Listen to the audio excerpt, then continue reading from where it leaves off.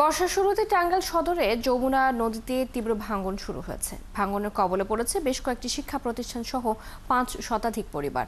আতঙ্কে অনেকে বাড়িঘর সরিয়ে নিচ্ছেন। এলাকাবাসীর দাবি জানিয়েছেন দ্রুত জিও ব্যাগ ভাঙন রোধ করা দরকার। রাজ্জাকের তথ্য ছবিতে প্রতিবেদন। যমুনার ভয়াল গ্রাসে কয়েকবার বাড়ি ভেঙে গাছতলায় ঠাঁই হয়েছে টাঙ্গাইল সদর উপজেলার চরপৌলি এলাকার ৭৭ বছর বয়সের খায়ের মণ্ডলের। ভাঙনে তার পৈতৃক বাড়ির এখন কোনো চিহ্নই নেই। খায়ের মণ্ডলের মতো চরপৌলি এলাকার খাদেম আলী, আব্দুল আলিম, সালেহা বেগমের পরিবারের একই অবস্থা। কাকুয়া ইউনিয়নে ঝাউগাড়া থেকে ওমরপুর দক্ষিণপাড়া পর্যন্ত প্রায় 5 কিলোমিটার এলাকা জুড়ে ভাঙন আতঙ্কে সবাই বাড়িঘর সরিয়ে নিচ্ছেন। তবে তাদের অভিযোগ, ড্রেজার বসিয়ে ও ভেকু মেশিন দিয়ে মাটি তোলা এবং বালখেট দিয়ে নদীতে বালু পারাপারের কারণে ভাঙনের কবলে পড়েছেন তারা। শীতের সময় হুকা যায় আর ওই ঈদ না কাম কাজ বসাও দেয় কিছু না। এই যে বলগট যায় যে গেলে ধার যাত্রা এসে ইন্দে পরে নিচে কোনো বাইঙ্গা যায় বস্তা গেছে। এলাকার মানুষ জানান, প্রতি বছর বর্ষায় যমুনার তীব্র ভাঙনে সবকিছু হারিয়ে যায়। এবছর প্রথম দফায় পানি বাড়লেও গত এক সপ্তাহে প্রায় 2.5 ফুট কমেছে, যে কারণে ভাঙনও বেড়েছে। কমপক্ষে 35টি গ্রাম এই ভাঙনের কবলে পড়েছে। সব জায়গায় বস্তা দিচ্ছে, কিন্তু আমাদের এইদিকে কোনো খোঁজ খবর রাখতে হয়। যখন শুকনো মৌসুম থাকে ব্যাপক হারে বেকু মেশিন এবং ড্রেজার মেশিন দিয়ে মাটি কাটা হয়, যার ফলে যখন পানি আসার মৌসুম হয় তখন নদীর দুধারে প্রচুর পরিমাণে ব্যাপক হারে ভাঙে। অনেক জায়গা ভাঙ্গা গেছে, তখন এই জায়গাটা যদি প্রতিরোধ করে বা একটু বান টান দিয়ে ফিরে দেয় তাইলে হয়তো জায়গাটা একটু ভরট হইতে পারে। বলগেট চলে, বলগেটের জন্য ডাইবে গেছে নিচে করে মাটি সরে যা বস্তা গোছ দেয় গেছে, 8-10 বাড়ি গেছে। বাড়ি ভাই অনেক ভাঙছে, 4-5 বার টানা দিছি, এখন কেউরা দেয় রাখি। এ বিষয়ে পানি উন্নয়ন বোর্ড বলছে, ভাঙন কবলিত এলাকায় নজর রাখা হচ্ছে। এলাকা পরিদর্শন করে প্রতিবেদনও দেওয়া হয়েছে ঊর্ধ্বতন কর্তৃপক্ষের কাছে। পরিদর্শন রিপোর্ট আমরা আমাদের ঊর্ধ্বতন স্যারদের নিকট প্রেরণ করছি। স্যাররা যদি নির্দেশনা দেয় এবং বরাদ্দ প্রাপ্তির সাপেক্ষে আমরা খুব কাজ আরম্ভ করতে পারবো বলে আশাবাদী।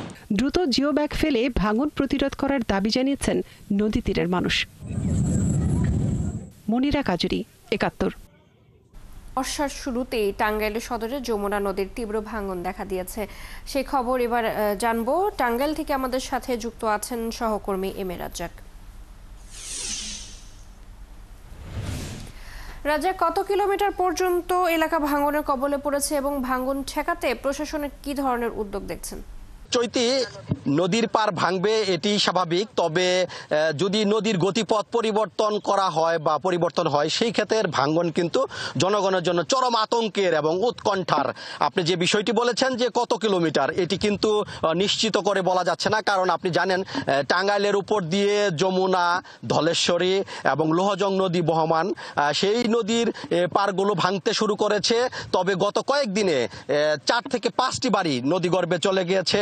আপনি দেখতে পাচ্ছেন যে এটি নদীর পার।